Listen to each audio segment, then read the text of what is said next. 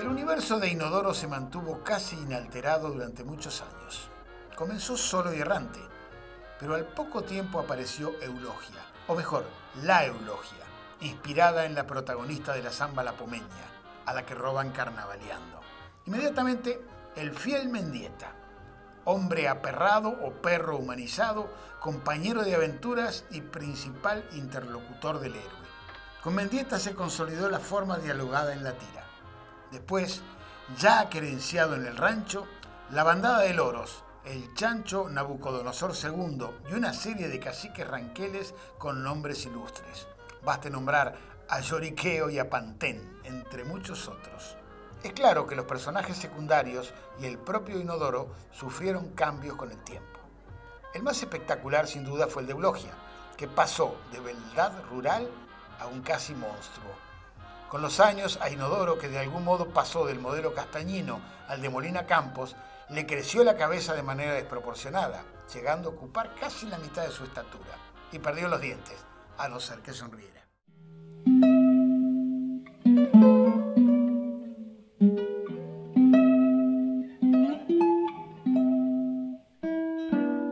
el fondo del galpón, unos ojos lo apuñalan. Inodoro se queda quieto como carpincho que ve un felpudo. ¡Eulogia!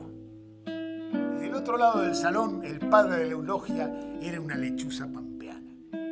Algo estalló dentro de Inodoro. Con un salto de pulgón verde, se clavó en medio de la pista. Inodoro Pereira era una garrapata enardecida, un malón ebrio de argentinidad.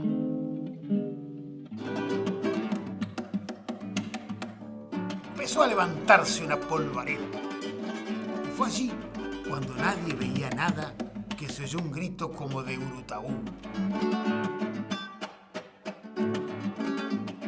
Pero ya el moro argel de Inodoro se hundía en la noche con la Eulogia en anca, veloz, porfiado como gallo comiendo tripa. Yo nunca había visto eso, el desinterés aparente que tenía el negro con sus dibujos. El negro era un desinterés total. Los originales a veces estaban hechos atrás de un almanaque o de papel impreso que encontraba en la imprenta. Entonces hay una cosa que evidentemente no existe. No existió nunca la pretensión artística de la creación de una obra. Eso nunca apareció, ¿no? Eso nunca aparece como un objetivo para él. No. Pero lo que era evidente que lo desbordaba. Al negro eran más, se acumulaban mucho más rápido las ideas que las ejecuciones. Le costaba más trabajo hacerlas que inventarlas. A pesar de que el negro dijera que no le interesaba o hacía esas parodias de que era un desinteresado por el dibujo que dibujaba en cualquier cosa, vos notás la evolución.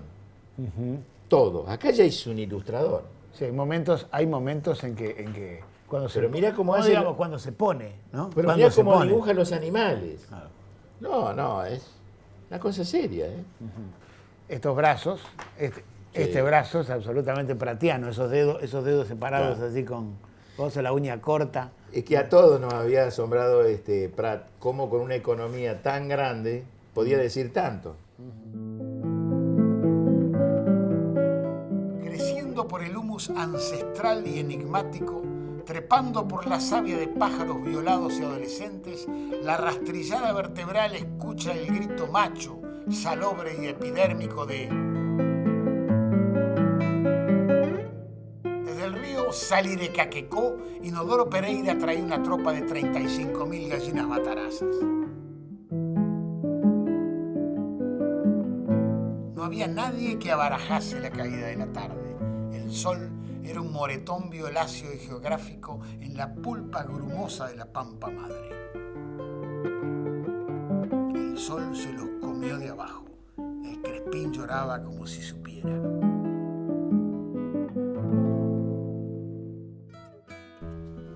Paulatinamente, Inodoro Pereira dejó de ser una sátira puntual del Martín Fierro para extenderse a todas las manifestaciones de la literatura gauchesca. Eso abarca desde Bartolomé Hidalgo a Estanislao del Campo, a Hilario Ascasubi, a José Hernández, hasta llegar a Ricardo Guiraldes.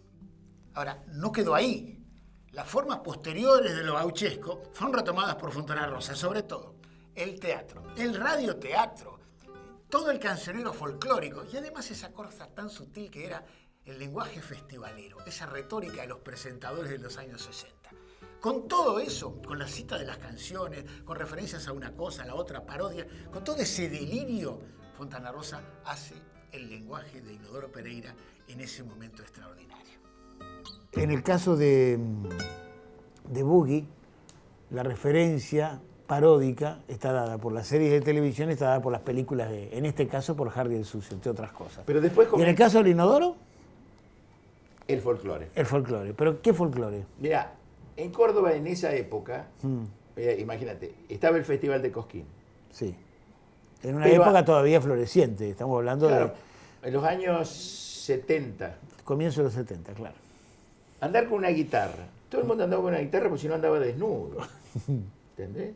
Y ver a los tipos vestidos de gaucho por Córdoba era normal. Y además el repertorio del cancionero estaba todo el tiempo en la memoria, ¿no? Pero satirizábamos a uno, en especial que era amigo nuestro también. Sí, Armando Tejada Gómez. La raíz mineral. Claro, yo transmitía un partido de fútbol. A ver. A ver si me acuerdo. Sí. Era como si Armando Tejada Gómez transmitiera un partido de fútbol. Sí.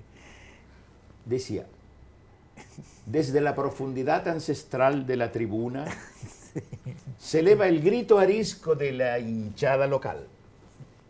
En el mediocampo, la pelota mínima es corrida por Fernández hacia García y en un pase largo que va a estrellarse en el pecho gredoso y mineral del centro forward. La baja y patea el meteoro de cuero que va a estrellarse en la red tejida por las viejas manos magras de alguna vieja huaqueña.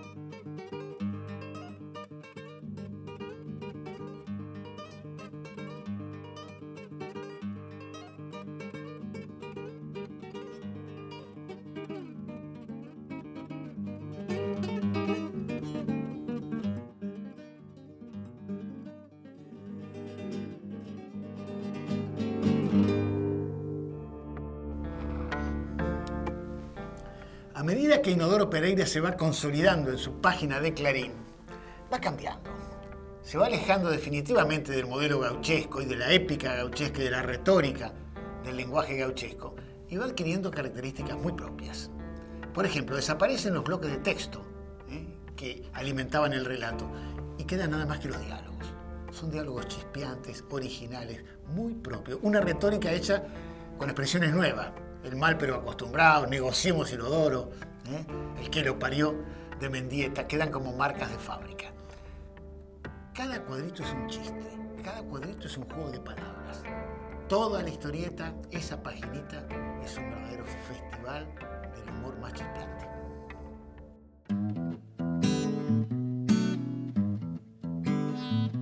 Fontana Rosa se consagró definitivamente con su llegada al diario Clarín a comienzos de la década del 70. El joven Caloi, Carlos Loazó, fue el encargado de reunir tiras de autores argentinos en la contratapa del diario hacia 1973.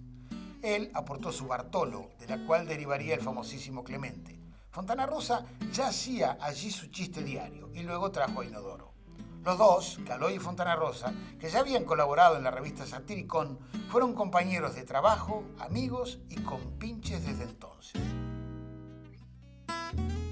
Yo fui viviendo la evolución de ese personaje extraordinario con el crecimiento profesional del negro y el desdoblamiento que tuvo en el terreno profesional. Es decir, cómo crecía el dibujante de historietas y cómo paralelamente iba creciendo también el narrador, el escritor Fontana Rosa. En el Inodoro Pereira esto se traducía en que también estaba naciendo el escritor y los primeros las primeras historietas eran muy narradas. Había, te diría, poco dibujo. Él empezó haciendo El Inodoro en la revista Hortensia, pero después pasó a 7 días. Y en 7 días El Inodoro era una historieta de continuará. Y entonces escribía mucho, había mucho texto y los dibujos iban siendo cada vez más chiquitos. Y después, cuando tenía que retomar la historieta la semana siguiente, en 7 días, hacía un resumen de lo publicado, es decir, contaba un poco cómo había sido el anterior. Era realmente una novela por entregas, ¿no? En capítulos.